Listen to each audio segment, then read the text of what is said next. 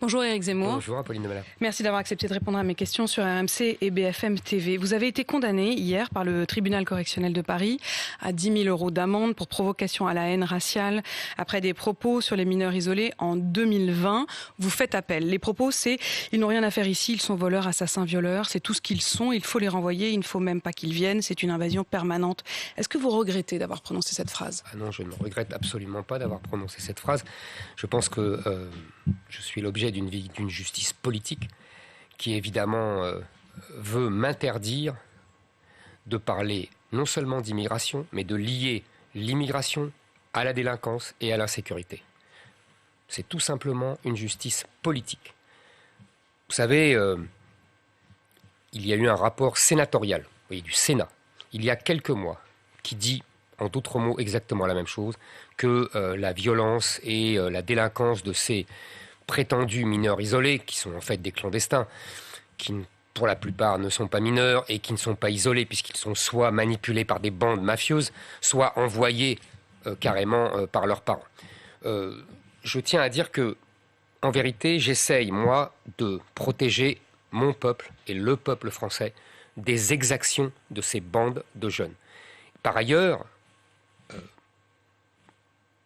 imaginez, Apolline de Malherbe, vous avez des enfants. Imaginez qu'un de vos enfants fait une fugue et s'en va à l'étranger. Qu'est-ce que vous voudriez ? Que le pays... En fait, vous voulez tenter de dire qu'au fond, c'est presque de l'humanité. Mais bien sûr, c'est une position humaniste. C'est d'abord une position pour protéger le peuple français. Vous savez qu'il y a eu le peuple français et les Français qui sont agressés, volés. 96% des vols de téléphones portables sont le fait de ces mineurs isolés. Bon. Et par ailleurs, c'est une position humaniste. Le juge considère que ce n'est pas une position humaniste, que vous les pointez du doigt et que vous encouragez du coup le passage à l'acte à leur encontre. Que vous en faites des cibles au fond. Quel passage à l'acte ? Il n'y a aucune agression, c'est eux qui agressent. Enfin, il faut vivre dans quel monde on vit ? Qui agresse ces mineurs isolés? Qui? Personne. Et quand les policiers les arrêtent, on les relâche immédiatement. Enfin, il faut arrêter. Qui sont les agresseurs et qui sont les agressés? Les agresseurs, ce sont ces mineurs isolés. Les agressés, ce sont les Français. Donc, il faut quand même relativiser. Donc, vous rediriez et puis, en plus, cette phrase. Une dernière chose, je redirai la même phrase. Une dernière chose, c'est que je vous signale quand même que je suis condamné pour incitation à la haine raciale. Complicité d'incitation à la haine raciale. Déjà, je ne savais pas que les mineurs isolés étaient une race. Vous jouez sur les mots quand même. Ah non, je ne joue pas sur les mots, non. Ce n'est pas une race. Mais qui joue sur les mots ? Vous-même, vous avez dit, je veux montrer le lien entre immigration et délinquance. Ça veut bien dire que vous parlez... Oui, absolument. Voilà, les immigrés, des enfants immigrés qui n'ont rien à faire ici. Je le répète, il faut les renvoyer et les rendre à leurs parents. Encore une fois, la protection des Français. Et finalement, je ne le fais pas que pour ça, évidemment. Je veux d'abord protéger les Français. Mais c'est la position humaniste. Je vous répète, moi, j'ai des enfants. S'il y en a un qui s'en va, qui part à l'étranger, ce que je voudrais, c'est qu'on me les rende. Justice politique, dites-vous. Vous serez d'ailleurs à nouveau jugé jeudi, jugé pour contestation de crimes contre l'humanité, pour avoir soutenu que Pétain avait sauvé les Juifs français. Vous voyez que c'est du harcèlement judiciaire. Mais jamais vous vous dites, je vais trop loin. Ah non, jamais je ne me le dis. Vous savez, je pense que nous avons une justice qui, malheureusement, est très souvent politisée. Je ne dis pas toujours, je dis très souvent, avec des juges qui ont une idéologie. Puis en plus, qui a requis contre moi ? Le parquet, aux ordres de M. Dupond-Moretti. Vous ne croyez pas à l'indépendance de la justice ? Le parquet n'a pas à être indépendant, chère Apolline de Malherbe. Non, mais globalement, vous les trouvez politiques ? Oui, politisés. Pas tous, encore une fois, mais pour la plupart. Donc c'est sur commande, là, en l'occurrence ? En l'occurrence, en tout cas, le procureur requiert sur commande, requiert de M. Dupond-Moretti, qui est ministre de la Justice de M. Macron. Et deuxièmement, les dizaines d'associations et les présidents de conseils généraux, tous socialistes, c'est évidemment politique, qui veulent ma peau depuis 10 ans. Donc, si vous voulez, moi, je continuerai à défendre les Français et à parler d'immigration, à parler d'insécurité qui est en lien direct avec l'immigration. Cette phrase, elle est prononcée telle qu'elle ces jours-ci, à la fois par Valérie Pécresse, par Éric Ciotti, par Marine Le Pen, qui tous désormais mettent un signe de lien direct entre immigration et délinquance et insécurité. J'ai fait avancer les choses. Maintenant, il y a une différence entre eux et moi. C'est que moi, je suis ciblé par toutes ces associations et par la justice. Ça veut vouloir dire quelque chose, que c'est moi l'adversaire du système. Maintenant, deuxièmement... ils se disent tous adversaires du système. Hein. Pardon, oui, ils se disent tous, bien sûr, vous avez raison. Voilà, le gros mot système, c'est devenu... Pas Pécresse, puisqu'elle est partie intégrante du système. Par ailleurs, il faut voir après qu'est-ce qu'on en fait de ce lien. Moi, j'ai un plan, et pour l'immigration zéro, ce n'est pas le cas de Mme Pécresse, et je fais le lien entre immigration et sécurité. Donc, ce que je fais, c'est que j'arrête l'immigration par tous les moyens avec lesquels elle rentre, c'est-à-dire regroupement familial, c'est-à-dire étudiants, c'est-à-dire droit d'asile, c'est-à-dire aussi suppression de toutes les,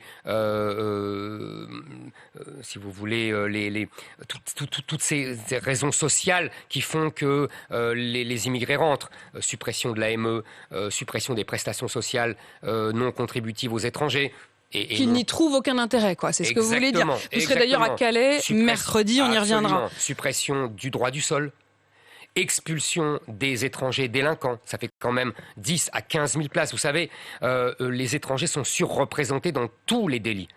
Il y a 10 à 15 000 places de libérés si on expulse les étrangers et d'échéance de nationalité pour les doubles nationaux. On ne va pas refaire ici, parce qu'il y a beaucoup de questions à vous poser ce matin, Éric Zemmour. La question aussi de savoir les causalités. C'est-à-dire, est-ce que c'est parce qu'ils sont aussi dans des situations extrêmement difficiles qu'ils sont davantage délinquants? Mais on ne va pas refaire ça aujourd'hui. Je pense que l'immigration, vous avez raison, l'immigration est un trouble, est un désordre.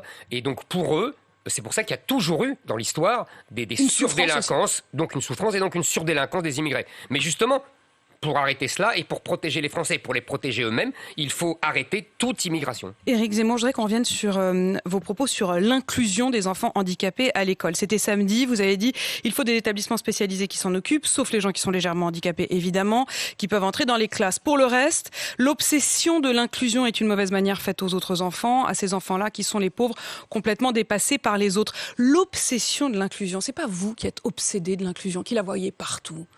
Vous savez, c'est pas moi qui emploie le terme. C'est pas moi qui... là, en l'occurrence, si. Là, c'est vous. Non, c'était la question. Non, je vous assure. C'était une question. Il faut remettre encore une fois dans le contexte, mais ça, les médias ne le font jamais. On balance ma phrase, on balance ensuite la réaction de la ministre, et voilà, et on arrête là. C'est de la désinformation. Je pense que c'est un cas d'école, cette histoire de désinformation médiatique. Vous n'avez pas dit l'obsession de l'inclusion. Je l'ai dit, bien sûr. Mais je répondais, on avait toute une discussion sur l'inclusion, on avait toute une discussion sur les nouveaux principes de l'éducation nationale. C'est le vôtre. Mais oui, parce que c'est une obsession idéologique. Moi, vous savez, je suis le candidat. Oui, c'est de l'idéologie, Apolline de Malherbe. C'est de l'idéologie de mettre des enfants handicapés parmi les autres. Oui. C'est de l'idéologie de vouloir donner à nos enfants, dès l'enfance, l'idée qu'il faut accueillir l'autre. Est-ce que c'est pas juste du vivre ensemble? Est-ce qu'à un moment, vous ne voyez pas de l'inclusion dans le vivre ensemble? Il y a deux choses. Il y a le fait qu'effectivement, pour les parents d'enfants handicapés, c'est une souffrance que de ne pas voir leurs enfants avec les autres. Je comprends très bien et je compatis vraiment à cette souffrance-là. Deuxièmement, il y a effectivement des enfants pour qui c'est bien d'être au milieu des autres dans un environnement ordinaire, une école ordinaire. En particulier les enfants handicapés physiques ou alors d'autres mentaux, mais qui peuvent travailler, même certains ont des résultats remarquables. Je n'ai jamais dit le contraire d'ailleurs. Maintenant, après, il y a des enfants des enfants handicapés, pour qui c'est une souffrance d'être au milieu des autres. Et qui sont martyrisés, qui sont bousculés, qui sont... Mais est-ce que c'est pas aux parents d'en juger ? Non, c'est pas aux parents d'en juger. Les parents, vous savez, ils veulent absolument que leur enfant soit au milieu des autres, je comprends. Et puis en plus, il y a, et là, on voit la perfidie du gouvernement et des gouvernements et de toute cette classe politique. Vous avez remarqué une fois de plus l'unanimité de Marine Le Pen à Jean-Luc Mélenchon en passant par Valérie Pécresse et Emmanuel Macron. Tous de dénoncer ma brutalité, etc. Et tous de s'indigner artificiellement, de façon théâtrale, vous savez, comme disait Nietzsche. Mais vous comprenez bien. Attendez, moi, je veux bien que vous sortiez Nietzsche, mais à un moment, j'aimerais qu'on parle juste du quotidien des Français. Mais le quotidien des Français, Éric Zemmour, vous auriez pu dire les choses très différemment. Vous qui maniez le verbe, vous auriez pu dire, au fond, il faut essayer de trouver la meilleure manière pour que nos enfants puissent vivre ensemble, les plus faibles et les plus forts, qu'ils puissent justement être en humanité commune. Est-ce qu'il n'y a pas un moment où c'est ça qui manque, Éric Zemmour? Vous ne pouvez pas le reconnaître? Non, je ne le reconnais pas, je vais vous dire pourquoi.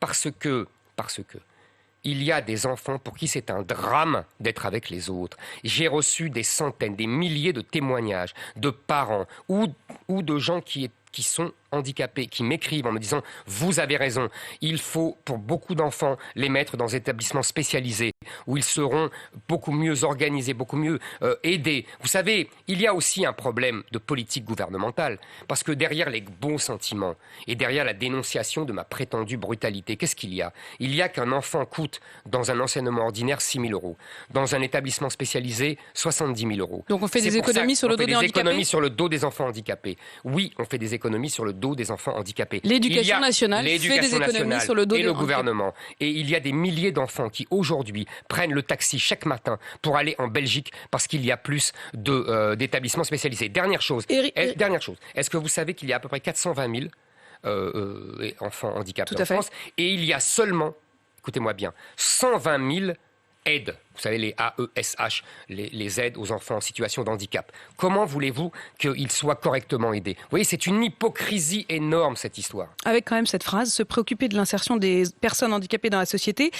Au fond, vous le dites vous-même, c'est pas digne des priorités d'un président. C'est le journal Le Monde qui a retrouvé cette phrase. Vous dites, lorsque Jacques Chirac en a fait l'une de ses priorités, l'insertion des personnes handicapées, c'était un objectif digne d'un président de Conseil général. Si vous voulez, effectivement... C'est pas digne d'un président de s'intéresser aux handicapés. Ne me faites pas dire ce que je n'ai pas dit. C'est trop facile, vous comprenez. Ce que je veux dire, c'est qu'il y a des grandes priorités. Un président de la République, il est en charge de la France.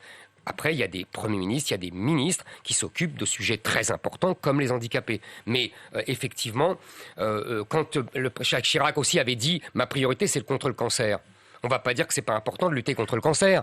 Mais est-ce que c'est une priorité du président de la République qui est en charge de la France ? Non, c'est une priorité du ministre chargé de la santé, etc. Et c'est tout à fait noble. Voilà ce que j'ai voulu dire. Alors à propos d'un ministre... Vous savez, j'essaye toujours de remettre la France dans la présidentielle.